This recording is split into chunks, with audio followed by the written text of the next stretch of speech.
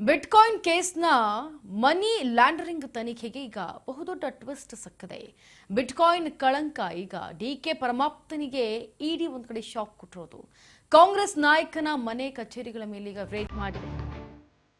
4.5 ಕೋಟಿ ಅಕ್ರಮ ವ್ಯವಹಾರದ ಜಾಡನ್ನ ಹಿಡಿದಂತ ಇಡಿ ಟೀಮ್ ಇದು. ಶಾಂತಿನಗರ ಶಾಸಕ ಹ್ಯಾರಿಸ್ ಮತ್ತು ಪುತ್ರರಿಗೆ ಈಗ ಇಡಿ ಬಿಗ್ ಶಾಕ್ ಕೊಟ್ಟಿದೆ.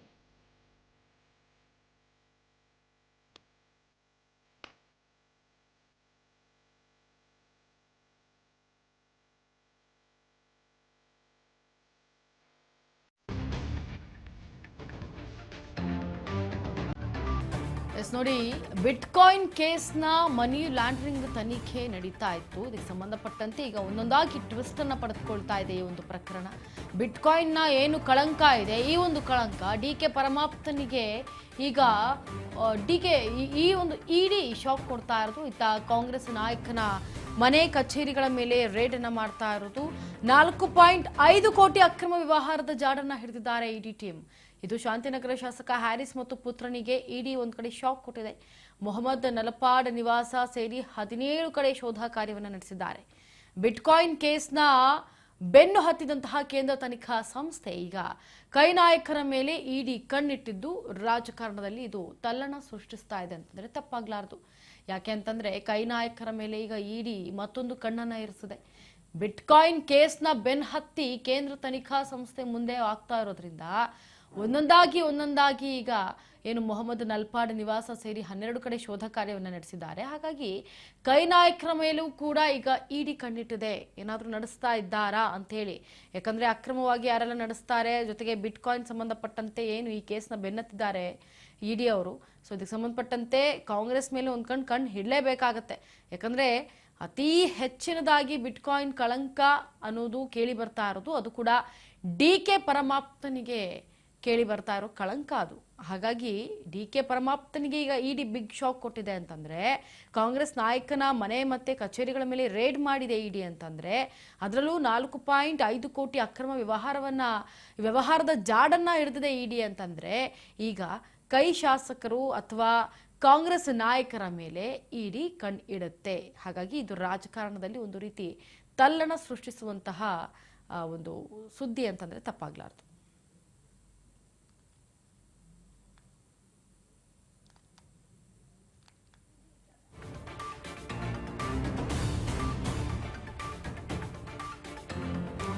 ಕಾಂಗ್ರೆಸ್ ಶಾಸಕ ಹ್ಯಾರಿಸ್ ಕುಟುಂಬಕ್ಕೆ ತಪ್ಪದಂತಹ ಇಡಿ ಸಂಕಷ್ಟ. ಮತ್ತೊಬ್ಬ ಪುತ್ರ ಹಕೀಬ್ ರೆಹಮಾನ್ ನಿವಾಸದ ಮೇಲೂ ಕೂಡ ದಾಳಿಯಾಗಿದೆ. ಹ್ಯಾಕರ್ ಶ್ರೀಕಿ ಕ್ಲಾಸ್ಮೇಟ್ಗೆ ಈಗ ಇಡಿ ಅಧಿಕಾರಿಗಳಿಂದ ಉರುಳು ಬೀಳ್ತಾ ಇದೆ. ಬಿಟ್ಕಾಯಿನ್ ಹಗರಣದ ಬೇರನ್ನ ಹುಡುಕಿ ಈಗ ಹಿಡಿಯುವಂತಹ ಕೆಲಸವನ್ನ ಮಾಡ್ತಾ ಇದ್ದಾರೆ. ನಲಪಾಡ್ಗೆ ಹ್ಯಾಕರ್ ಶ್ರೀಕಿ ಪರಿಚಯವಾಗಿದ್ದಾರೆ. ಬೆಳಗ್ಗೆಯಿಂದಲೇ ಹಕೀಬ್ ನಲಪಾಡ್ ಮನೆಯಲ್ಲಿ ದಾಖಲೆಗಳ ಜಾಲಾಟವನ್ನು ನಡೆಸ್ತಾ ಇದ್ದಾರೆ ಇಡಿ.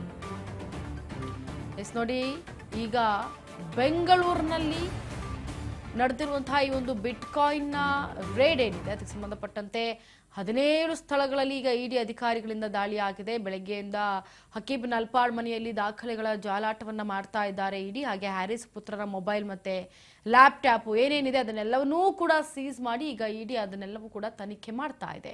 ಕಾಂಗ್ರೆಸ್ ಶಾಸಕ ಹ್ಯಾರಿಸ್ ಕುಟುಂಬಕ್ಕೆ ಈಗ ತಪ್ಪೋದೇ ಇಲ್ಲ ಇಡಿಯ ಸಂಕಷ್ಟ ಅಂತಂದ್ರೆ ತಪ್ಪಾಗ್ಲಾರ್ದು.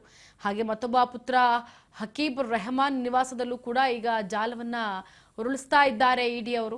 ಬಿಟ್ಕಾಯಿನ್ ಹಗರಣಕ್ಕೆ ಸಂಬಂಧಪಟ್ಟಂತೆ ಈ ಬೇರು ಎಲ್ಲಿಂದ ಹುಟ್ಕೊಳ್ತು ಅಂತ ಹೇಳಿ ಹುಡುಕ್ತಾ ಇದ್ದಾರೆ ಅಧಿಕಾರಿಗಳು, ಹುಡ್ಕೊಂಡು ಹೊರಟಿದ್ದಾರೆ ಇದರ ಹಿಂದೆ.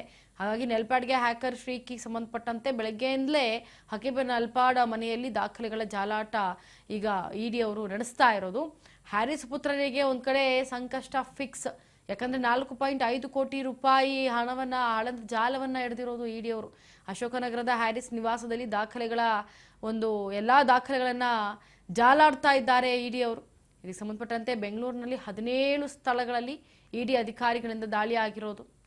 ಶಾಸಕ ಎನ್ಎ ಹ್ಯಾರಿಸ್ ಮತ್ತು ಮೊಹಮ್ಮದ್ ನಲಪಾಡ್ ನಿವಾಸದಲ್ಲಿ ಅಕ್ರಮವಾಗಿ ಹಣಕಾಸಿನ ವ್ಯವಹಾರ ಆಗ್ತಾ ಇದೆ ಅನ್ನೋ ಆರೋಪದಡಿ ತನಿಖೆಯನ್ನ ಮತ್ತಷ್ಟು ಚುರುಕುಗೊಳಿಸ್ತಾ ಇದೆ ಇಡಿ. 4.5 ಕೋಟಿ ರೂಪಾಯಿಗಳ ಅಕ್ರಮ ವ್ಯವಹಾರ ನಡೆದಿರೋ ಶಂಕೆ ವ್ಯಕ್ತವಾಗಿರೋ ಹಿನ್ನೆಲೆಯಲ್ಲಿ ಅದರ ಜಾಡನ್ನ ಹಿಡಿಯುವಲ್ಲಿ, ಅದರ ಬೇರನ್ನ ಹಿಡಿಯುವಲ್ಲಿ ಈಗ ಇಡಿ ಬೆನ್ನತ್ತಿದೆ. ಅಶೋಕನಗರದಲ್ಲಿರುವಂತಹ ಹ್ಯಾರಿಸ್ ನಿವಾಸದಲ್ಲಿ ದಾಖಲೆಗಳನ್ನ ಈಗ ಕುಲಂಕುಷವಾಗಿ ಇಡಿ ಪರಿಶೀಲನೆ ನಡೆಸ್ತಾ ಇದೆ. ಇತ್ತ ಸಿಐಡಿ ತನಿಖೆ ಎದುರಿಸಿದಂತಹ ನಲ್ಪಾಡ್ಗೆ ಕೇಂದ್ರ ಸಂಸ್ಥೆಯಿಂದಲೂ ಅಂತಂದ್ರೆ ಇಡಿಯಿಂದಲೂ ಕೂಡ ಸಂಕಷ್ಟ ಎದುರಾಗ್ತಾ ಇದೆ. ಈಗ ಒಂದ್ ಕಡೆ ಸಿಐಡಿ ತನಿಖೆಗೆ ನಲ್ಪಾಡ್ಗೆ ಒಂದು ರೀತಿ ಸಂಕಷ್ಟ ಎದುರಾದ್ರೆ ಇತ್ತ ಇಡಿಗೂ ಕೂಡ ಸಂಕಷ್ಟ ಎದುರಾಗ್ತಾ ಇದೆ. ದಾಳಿ ವೇಳೆ ಡಿಜಿಟಲ್ ಪುರಾವೆ ಮತ್ತೆ ಕಂಪ್ಯೂಟರ್ಗಳೇನಿದಾವೆ ಅವನ್ನೆಲ್ಲವನ್ನೂ ಕೂಡ ದಾಖಲೆಗೋಸ್ಕರ ಅವನ್ನ ವಶಕ್ಕೆ ಪಡಿಸ್ಕೊಳ್ಳಲಾಗ್ತಾ ಇದೆ. ಅವನ್ನೆಲ್ಲವನ್ನೂ ಕೂಡ ಕುಲಂಕುಷವಾಗಿ ಮಾತನಾಡಿ ಅಥವಾ ಅದ್ರ ಬಗ್ಗೆ ಚರ್ಚೆಯನ್ನ ಮಾಡಿ ಕುಲಂಕುಷವಾಗಿ ನೋಡಿದ ಮೇಲೆ ಗೊತ್ತಾಗುತ್ತೆ ಡಿಜಿಟಲ್ ಪುರಾವೆಯಲ್ಲಿ ಏನಾದರೂ ಸಿಗುತ್ತಾ ಅಥವಾ ಕಂಪ್ಯೂಟರ್ ದಾಖಲೆಗಳಲ್ಲಿ ಏನಾದರೂ ಅವರಿಗೆ ದಾಖಲೆಗಳು ಸಿಗುತ್ತಾ ಅನ್ನೋದನ್ನ ಕಾದು ನೋಡ್ಬೇಕಾಗತ್ತೆ. ಅದು ಸಿಕ್ಕ ನಂತರ ಬಹುಶಃ ಈ ಒಂದು ಏನು ಬಿಟ್ಕಾಯಿನ್ ಪ್ರಕರಣ ಇದೆ ಇದಕ್ಕೆ ಸಂಬಂಧಪಟ್ಟಂತೆ ಬೇರ್ ಎಲ್ಲಿಂದ ಬಿಟ್ಕೊಂಡಿದೆ, ಇಷ್ಟೆಲ್ಲ ದೊಡ್ಡ ಮಟ್ಟದ ಅದು 4.5 ಕೋಟಿಯಷ್ಟು ಜಾಲವನ್ನ ಬಿಟ್ಕೊಂಡಿದೆ ಅಂತಂದ್ರೆ ಈ ಬೇರ್ ಎಲ್ಲಿವರೆಗೂ ಇದೆ, ಎಲ್ಲಿ ಇದೆ ಮೇನ್ ಬೇರ್ ಅನ್ನೋದನ್ನ ಇಡಿ ಹುಡ್ಕೋದಕ್ಕೆ ಮುಂದಾಗ್ತಾ ಇದ್ದಾರೆ. ಅದಕ್ಕೆ ಸಂಬಂಧಪಟ್ಟಂತೆ ಡಿಜಿಟಲ್ ಪುರಾವೆ ಕಂಪ್ಯೂಟರ್ ದಾಖಲೆಗಳನ್ನ ಏನಾದರೂ ತೆಗೆದು ನೋಡಿದಾಗ ಬಹುಶಃ ಅದರಲ್ಲಿ ಬೇರು ಸಿಗಬಹುದು. ಹಾಗಾಗಿ ಇಡಿ ಟೀಮ್ ಈಗ ಸಂಪೂರ್ಣವಾಗಿ ಇವರೆಲ್ಲರನ್ನ ಅಂದ್ರೆ ಕಾಂಗ್ರೆಸ್ ಶಾಸಕ ಹ್ಯಾರಿಸ್ ಕುಟುಂಬಕ್ಕೆ ಎಲ್ಲವನ್ನೂ ಕೂಡ ಕುಲಂಕುಷವಾಗಿ ತನಿಖೆ ನಡೆಸ್ತಾ ಇದ್ದಾರೆ. ಕಾದ್ ನೋಡ್ಬೇಕಾಗತ್ತೆ ಆ ಬೇರು ಯಾರು ಅನ್ನೋದು.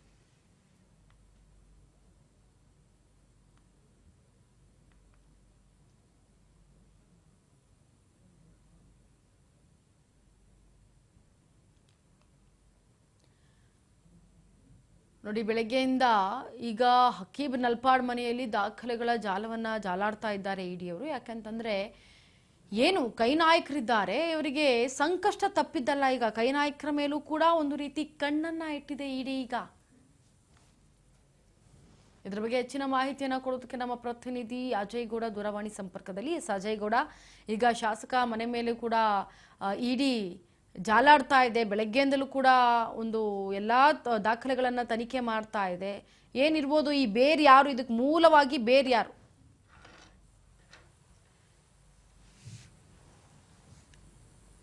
ಅಜಯ್ ಗೌಡ, ನನ್ನ ಧ್ವನಿ ಕೇಳಿಸ್ತಾ ಇದೆಯಾ?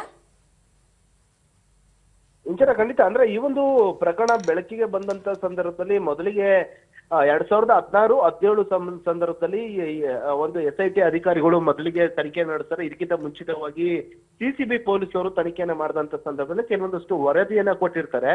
ಆ ವರದಿಯ ಅನುಸಾರವಾಗಿ ರಾಜ್ಯ ಸರ್ಕಾರ 2016-17 ಸಂದರ್ಭದಲ್ಲಿ ಈ ಒಂದು ಪ್ರಕರಣವನ್ನ CIDಗೆ ಕೊಡುತ್ತೆ. CID ನಂತರವಾಗಿ SIT ಅಧಿಕಾರಿಗಳು ಈ ಒಂದು ಹ್ಯಾಕರ್ ಶ್ರೀಕಿ ವಿರುದ್ಧವಾಗಿ ತನಿಖೆಯನ್ನು ಮಾಡಿದಂತ ಸಂದರ್ಭದಲ್ಲಿ ಆತನನ್ನು ವಶಕ್ಕೆ ಪಡೆದು ಎಂಕ್ವೈರಿನ ಮಾಡಿಸ್ತಾರೆ.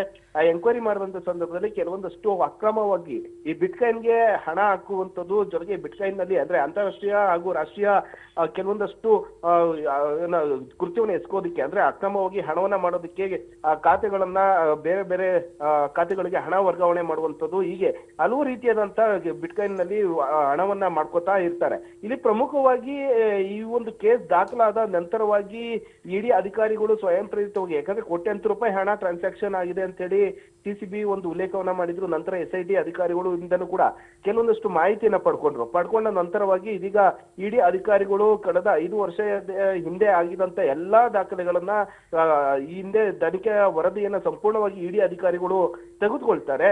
ನಂತರ ಈ ಒಂದು ಪ್ರಕರಣಕ್ಕೆ ಸಂಬಂಧಪಟ್ಟಂತೆ ಇವತ್ತು 14 ಅಧಿಕಾರಿಗಳು ನೇರವಾಗಿ ನಲ್ಪಾಡ್ ಹಾಗೂ ಹ್ಯಾರಿಸ್ ಏನಿದ್ದಾರೆ ಅವರ ಒಂದು ಶಾಂತಿನಗರದಲ್ಲಿರುವಂತ ಒಂದು ಮನೆಗೆ ಒಂದು 6:30 ಸಂದರ್ಭದಲ್ಲಿ ದಾಳಿಯನ್ನ ಮಾಡ್ತಾರೆ. ದಾಳಿಯನ್ನ ಮಾಡಿ ಇದೀಗ ಕಳೆದ 9 ಗಂಟೆಗಳಿಂದ ನಿರಂತರವಾಗಿ ಒಂದು ದಾಖಲೆಗಳನ್ನ ಪರಿಶೀಲನೆ ಮಾಡ್ತಾ ಇದ್ದಾರೆ. ಪ್ರಮುಖವಾಗಿ ಅವರಿಗೆ ಸೇರಿದಂತ ಅಕೌಂಟ್ಗಳಾಗಿರ್ಬೋದು, ಜೊತೆಗೆ ಅವರ ಮೊಬೈಲ್ ಸೇರಿದಂತೆ ಅವರು ಅತ್ಯಾಪ್ತವಾಗಿ ಗುರುತಿಸಿಕೊಂಡಿದ್ದಂತ ಕೆಲವೊಂದಷ್ಟು ಆತ್ಮೀಯ ವ್ಯಕ್ತಿಗಳು ಏನಿದ್ದಾರೆ, ಜೊತೆಗೆ ಅವರ ಕಚೇರಿ ಇನ್ಸ್ಟಿಟ್ಯೂಟ್ಸ್ ಸೇರಿದಂತೆ ಕಚೇರಿಗಳಲ್ಲಿ ಮೇಲೂ ಕೂಡ ದಾಳಿಯನ್ನ 12 ಕಡೆಗಳಲ್ಲಿ ಮಾಡಲಾಗಿದೆ. ಇದುವರೆಗೂ ಕೂಡ ಇಡಿ ಅಧಿಕಾರಿಗಳು ಈಗಾಗಲೇ ಕೆಲವೊಂದಷ್ಟು ದಾಖಲೆಗಳು ಸಿಕ್ಕಿದೆ ಅಂತ ಹೇಳಲಾಗ್ತಾ ಇದೆ. ಕೆಲವೊಂದಷ್ಟು ಅಕ್ರಮವಾಗಿ ಟ್ರಾನ್ಸಾಕ್ಷನ್ ಆಗಿರುವಂತ ಅಕೌಂಟ್ ಡೀಟೇಲ್ಸ್ ಕೂಡ ಸಿಕ್ಕಿದೆ ಅಂತ ಹೇಳಲಾಗ್ತಾ ಇದೆ. ಹೀಗಾಗಿ ಆ ತನಿಖೆನ ಮುಂದುವರಿಸ್ತಾ ಇದ್ದಾರೆ.